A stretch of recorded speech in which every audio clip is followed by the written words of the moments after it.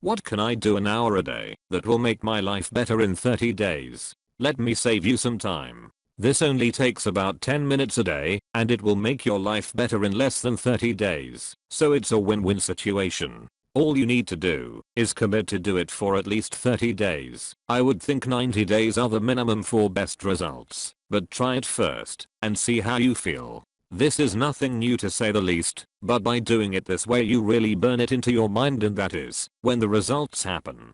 Here is what you do. Take a note card. I find they work best. It feels more official. And then you write your top 10 goals down. By writing it every day you will find that you begin to form a clear picture for what you are trying to achieve. It acts as a roadmap for your life and you can focus on the things that bring you closer to your goals and ignore the rest. There is so much nonsense in the world and on social media and they all try to get your attention. The more time you spend on the nonsense, the less time you have for important things. I like the way Joe Rogan puts it. It takes up your bandwidth. With 10 solid goals you write down every morning, you have a clear vision of what to do. Another interesting thing that happens is that your goals will change here and there. Maybe you just tweak some and replace others altogether, but one day you write them down and it is as if a light goes on. You realize that these are the important things for you and that your map is done. It is for this reason that I say, do it for at least 90 days, so that you have a lot of time to tweak and perfect your list. I have done it for so long now that if someone is to ask me what my goals are, I could ramble them off without even thinking. It is second nature by now. I know there is a lot being written about goal setting, and most of it seems to be longer than necessary, so that gurus can fill their books. Let's face the facts. A one-page goal setting book won't become a New York Times bestseller, but that is really all you need. Have fun with it, be selfish, write down things that you want, and let these goals excite you. You will find it easier to stick with if it is something exciting. Give it a try. I think you will find it helpful. You can find more life hacks on my site Lifehacks HQ. Here is a picture of my stack of cards, just to show I practice what I preach. About 6 months ago I started doing something that changed my life, and I have continued it to this day because of the amazing effect. Every day an alarm would ring on my cell phone at a random time during the day. As soon as this alarm would ring I would look down at my cell phone and see the following.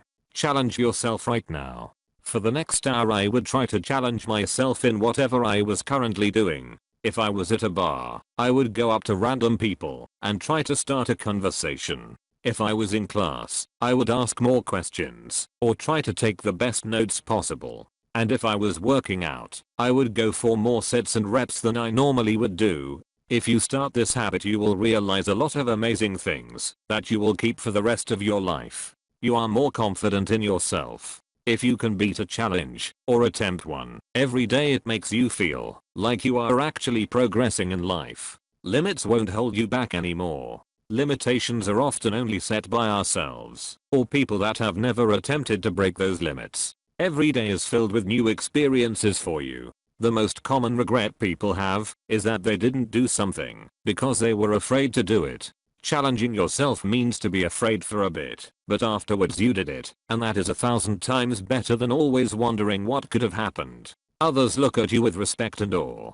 Go above and beyond what anyone else is willing to do, and they will be filled with a mixture of jealousy, admiration, respect, anger, inspiration, or hate, fear, and excitement towards you. All because you are doing what they are too afraid to do, and that gets them pissed off at themselves immensely. You will feel more in control of your life. If you can challenge yourself, beat old limits and drop fear from your life, you will have every reason to be in control. After all, there is nothing to contest it anymore.